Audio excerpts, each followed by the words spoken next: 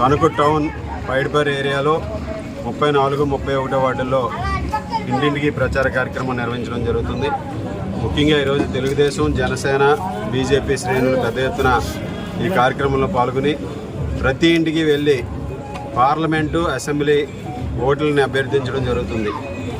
ఈరోజు తణుకు టౌన్లో అనేక ప్రాంతాల్లో మేము ప్రచారం నిర్వహిస్తున్నాం. ఈ ప్రచార కార్యక్రమంలో అనేక మంది మా దృష్టికి తీసుకొచ్చినటువంటి అతిపెద్ద సమస్య ఈరోజు తణుకు పట్టణంలో ఉన్నటువంటి గంజాయి సమస్య. ఈరోజు ఒక పెద్ద ఆయన వచ్చి, మా అబ్బాయి గంజాయి తాగి చనిపోయాడండి, మీరు గంజాయిని అరికట్టాలి తణుకు పట్టణంలో అని చెప్పి బాధపడి కన్నీరు పెట్టుకున్నటువంటి పరిస్థితి ఈరోజు కనిపిస్తున్నటువంటి దృశ్యాలు.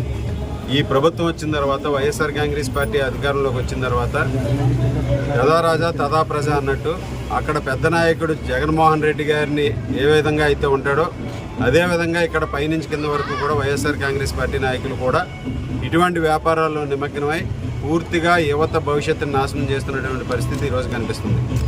యువత అంతా కూడా గంజాయికి బానిసలు చేసే విధంగా వీళ్ళు విచ్చలవిడిగా గంజాయిని ఎక్కడికక్కడ అమ్ముతూ పెద్ద రాకెట్గా తీసుకువెళ్తున్నటువంటి పరిస్థితిని మనందరం కూడా గమనించాలి.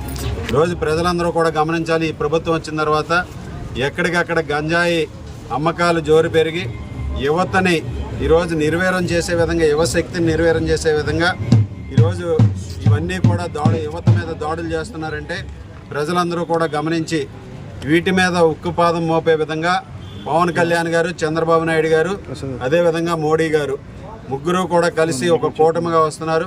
ఈ కూటమి ప్రభుత్వం వచ్చినప్పుడు తప్పనిసరిగా ఇటువంటి వాటి మీద, అరాచకాల మీద కానీ, ఈరోజు యాంటీ సోషల్ ఎలిమెంట్స్ మీద కానీ ఉక్కుపాదం మోపి ఇవన్నీ కూడా అరికడతాం. ముఖ్యంగా తణుకు పట్టణంలో, తణుకు నియోజకవర్గంలో ఉన్నటువంటి గంజాయి వ్యవస్థని ఈరోజు ప్రజాప్రతినిధిగా ఉన్నటువంటి స్థానిక మంత్రి కూడా చేతకన్ను వేసి వాటిని కూడా ప్రోత్సహించే విధంగా ప్రవర్తించడాన్ని ఈరోజు మనందరం కూడా గమనించాలి. భవిష్యత్తులో తప్పనిసరిగా జనసేన, తెలుగుదేశం, బీజేపీ కూటమి అధికారంలోకి వస్తుంది.